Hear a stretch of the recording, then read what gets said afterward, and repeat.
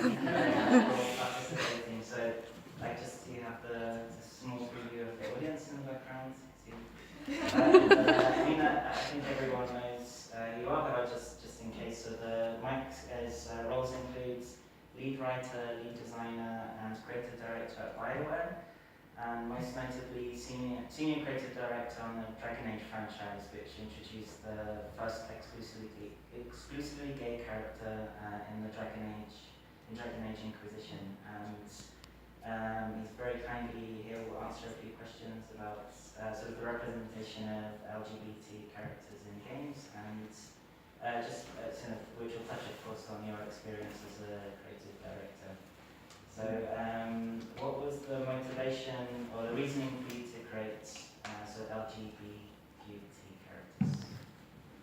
Let's see. I think what it really boils down to is when I looked at what we were attempting to build with Dragon Age is a very character-focused experience for players. We wanted to make sure that they had a really broad range of interesting characters for them to interact with. And I think, to my mind, that if you want to have as broad a possible range of characters, they need to have a broad range of backgrounds, a broad range of likes, and dislikes, and tastes. And the way I look at it is, frankly, that LGBTQ is yet another spectrum for you to kind of diversify your cast. So we, for the most part, really just wanted to tell interesting stories about people. And if you look at my writing team, the mantra we had was character is everything.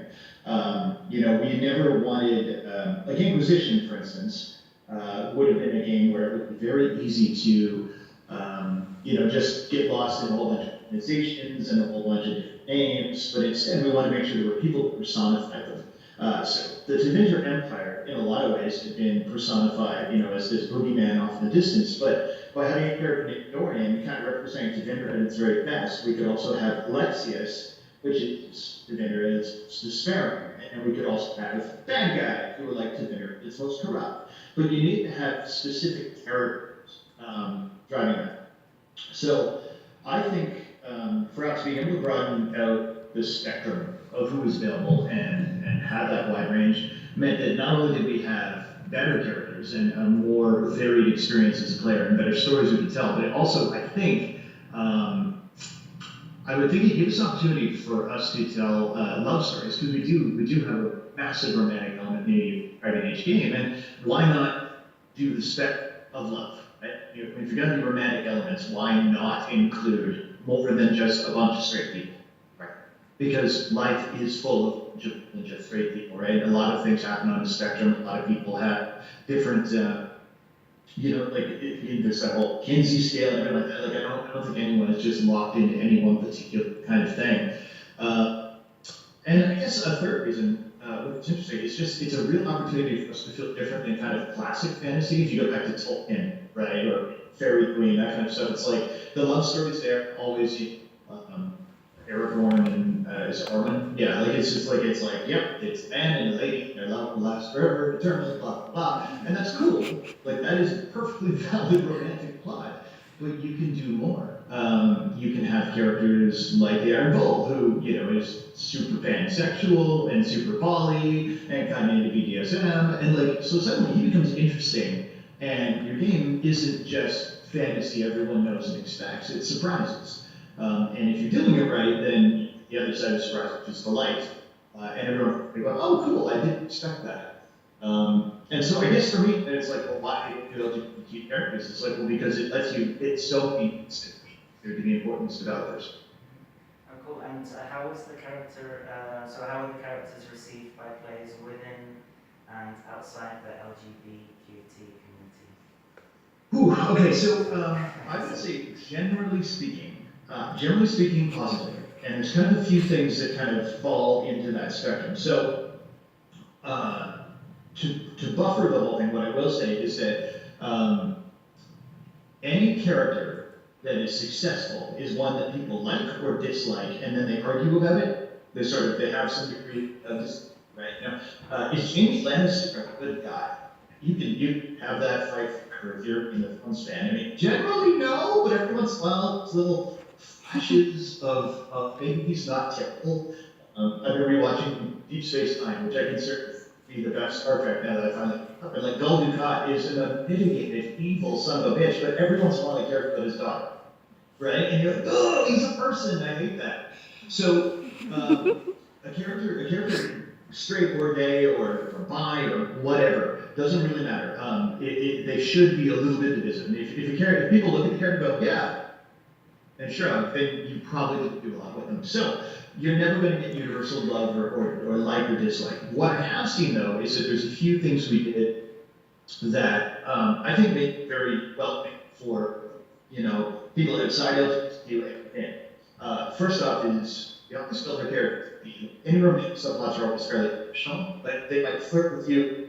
But it's never like a mentor or game. You must fall in love with this character, or else it will not succeed. Right? I think that does not work very well in a RPG scenario because you have a space where it stops feeling like her.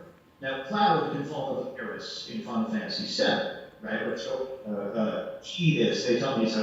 I just knew that can fall in love with Final Fantasy X, it's not me, right? Or people that have their own identity, and so on. You can say Sam and Lara probably are in love in the new Tomb Raider reboot, but that's aside.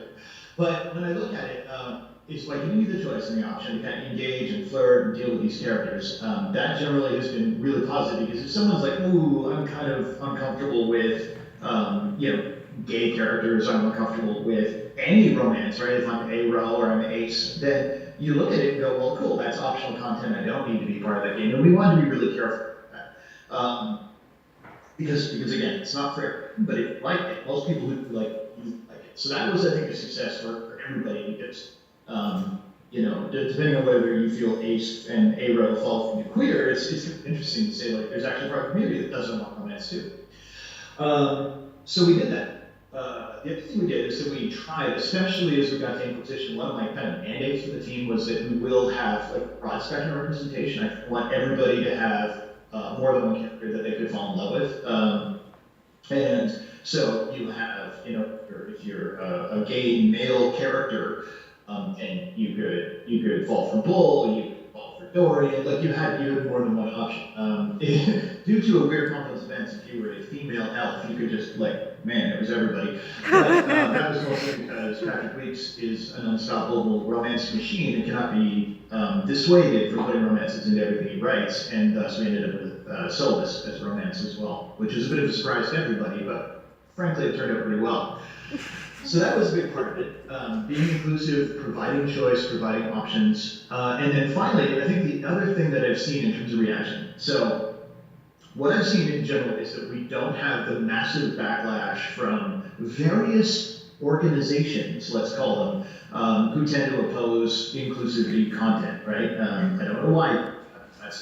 We've not seen. Now that might be as a huge problem years ago. They don't care anymore, which is fine. I'd rather fall on that side of history. But the other thing is that because it's not looked like an agenda, it's simply this thing, right? It's there, and I'm sure for that. Basically, boils down to we want to be inclusive, but we don't shout it at kind of push it in people's faces. We want to be very accepted as part of the world. What I have seen, this is probably the most important part of my career as a game developer, is I'm not sure if it's 100, but it's damn close. Dozens of people who've come up to me at things like PAX, XCOM, other conventions. They kind of pull me aside, like Paris, and they want to tell me how much it meant that they saw something kind of like in a video game, big badass with a sword or elves or happy. They were, wow, cool. It's cool and it's cool, and everybody sees me in that character.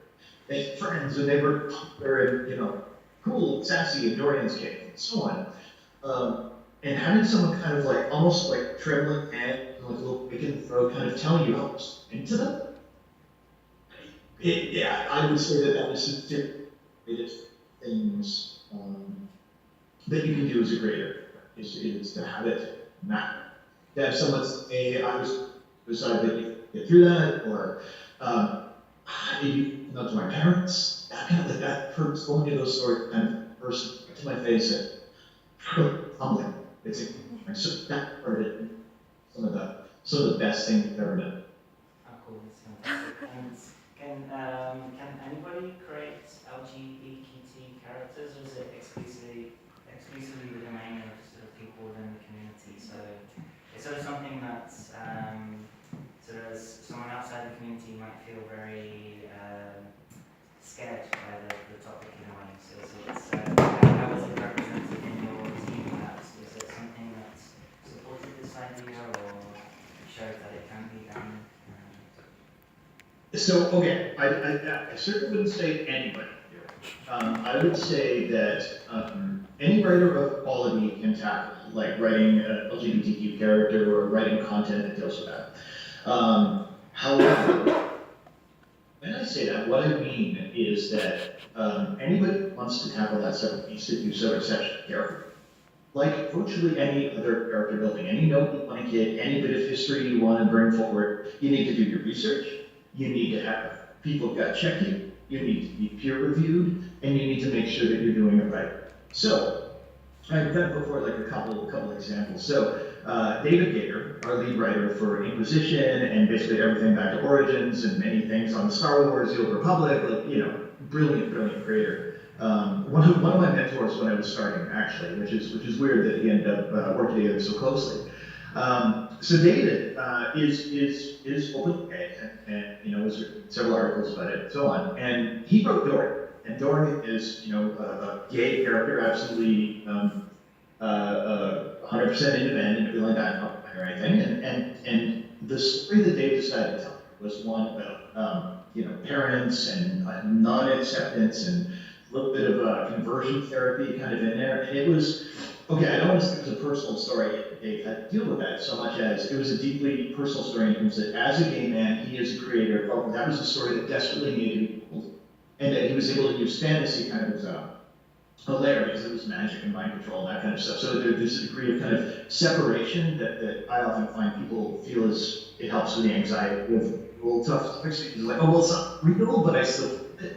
It's kind of like watching a horror movie, not in danger, but it's still having all those reactions. So he elected to do that. That was in his choice of what was mandated. About the only thing I said is I kind of want a Tony Stark character, and he went, oh my god, and that's the end of Dorian. But what he did there is he basically used, I wouldn't say this his own experience, but kind of experience of the community and a regular theme and fear and that kind of stuff and tapped into it and used it as a character. In doing so, though, all the writers, no matter who they're writing, what the subject is, we go through extensive peer review. We always have our editors present, we have the cinematographers present, we have anybody who's going to be working on the level where this like kind of story will play out present. And we go through and use kind of a writing technique that was that's been developed by Clarion, where the person that's receiving the review is basically silent except ask clarifying questions. They don't rebut. They say, oh, but you didn't understand. They basically just listen as we go around the room. And what you get is whoever goes first tends to deliver a large chunk of feedback, and then other people kind of be like, ditto this point, this point, this point, this point, and also I have these. So the writer gets a comprehensive set of feedback, and if it's a more sensitive subject, we do try to have kind of sensitivity readers where people come in and go through and make sure, like, hey, as a person who lived this experience or whatever, here are some phrasing that's potentially damaging, that kind of stuff. We want to get it. So that's version 1 is Dave. Version 2 would be Patrick. Now Patrick is straight. Patrick is he's this. He is the straight white man, right? But Patrick also wrote Bull, who's Pan. He wrote Cole, who's kind of like super hero and ace. He wrote who is Bull's kind of lieutenant, which is Kremlin's trans man. And of course, that's outside of Patrick's experience. But what Patrick did again is he did the research. He read up the terminology, and he had multiple sensitivity readers go through it to make sure that the stuff he written. And there were a few things he caught where he was like, "Oh crap! Nope, not that." And there were times when the peer reviews caught it. And again, so all of this stuff, I think it can be done, but it cannot be done lightly. It cannot be done clumsily. It must be done with care. It must be done with gut checks. When a focus test, you can't. You need as much data as possible with dealing with any sensitive subject. nature, murder, politics, it doesn't matter. I look at romantic characters, any kind of queer content, as being that exact same thing. You need to be responsible for the work you're creating. Fantastic answer, and thank you for the insights. They're sort of like very stuff that's difficult to find. And well, I think it feels like it's an obvious question, but I wish to discuss it anyway. But is it to be explicit about sort of LGBT characters' sexuality, or not to be? So should it be at the forefront, or not? And maybe by example. Yeah, the way I look at it is that you absolutely, okay, I would say there is no rule that you must have a character's sexuality or gender identity or anything like that be central to their story at all. Because what that implies is that if they are, okay, and I use this term very carefully, if they are outside the norm, right? Which again is kind of the societal construct, which I'm not sure I entirely agree with. But anyway, if they're outside of kind of what we normally expect in storytelling, you are then basically putting a giant red light on them that says, but they're different because, right? And I don't think that it really does a character any kind of justice, right? Again, if you look at someone who is a character, they're going to have a bunch of stuff. They may have a favorite food, they may have a favorite song, they may have a favorite color, they may have a preference when it comes to who they end up in bed with, right? All of those things are part of the character. I think says, here's the thing, you want to understand and you develop this character. But what I don't think is that means that because they like apple pie, that needs to come up, right? Like, and I'm deliberately using kind of a minor reference, like, oh, they like pie and they're blue. You do not need to have a subplot about how to make blue. You do not need to go get the pie. You do not need to remember. Yeah. And that's how I look at it. It's that what you want to do with any scene that you create with the creator is, and it's even inside writing, right, is basically ask fundamental, which is, what does this character want? What do they do to achieve it? Right? And if a character wants to have sex, then it's sure going to come up. If the character wants to have dessert, then apple pie is come up. You don't have to go there simply because it exists. The way I look at it is that the fundamental of good storytelling is that every scene needs to have a purpose. Every scene needs to exist because it moves the story forward or advances the character. And while sometimes you do want to go to LGBTQ content because that is important to the story, but by no means is it meant. I don't think it needs to be the focus. I mean, if a gay character just simply is gay, and sometimes that comes, they go, dang, when a hot guy walks by. But that's it. That can be, the purpose is you try to make them, again, why are you doing that? Because you're trying to make them more real, you're trying to make them more realistic, you're trying to make your bar scene play out properly. But that doesn't really need to be the focus. It doesn't need to be the arc of their story. They might just be hunting for distraction, right? That might be what they actually do. Cool, thank you very, very much. And I think we might have an opportunity for one or two questions. Does anyone wish to ask Mike anything? All questions complete. Cool, and I think that's, yeah, I mean, I just wish to thank you very, very much for your time in that case, Mike, and yeah, we'll sort of be in touch afterwards. But next to, so thank you very much. Got a question. Oh yes, yeah, we do. Okay. Do you hear me? Or I can translate, sort of repeat it. Do you think in the future there will be more characters like the one in Dragon Age? Do you think especially RPG games or maybe other games will more often do what you did here? Yeah, so the question is just like, do you expect this to to the appearance of sort of LGBT characters to become more prolific in games? And one, perhaps so linking into what Amanda discussed earlier, was that in games like Dream Daddy as well, it was the idea that she found it very refreshing because it didn't present just one type of gay character, but sort of a whole spectrum. And I suppose it's a sort of, do you see this becoming more prominent, or sort of like in which games perhaps? Yeah, so I think if we were to look at the trends over the years, I would say that in the past like 5 years or so, we've seen a much greater representation of LGBTQ issues, awareness, and characters. So the trend line is really positive. You have the DLC in The Last of Us, dealing with straight up a lesbian relationship. You have more of them appearing in RPGs. I believe there's some in Divinity. I haven't played Original Sin 2, but I'm pretty sure from what I've read that it's there. So you're seeing it a little more commonly, and I think what's happening is you have creators that are kind of seeing a mix of things. They're better able to kind of like discuss it with other creators. They've seen some games, and I will say, I think the Dragon Age series did a pretty good job of blazing a bit of a trail and say like, look, if you do it like this, not only is it good, it will help it will give you positive PR, right? We've seen missteps as well.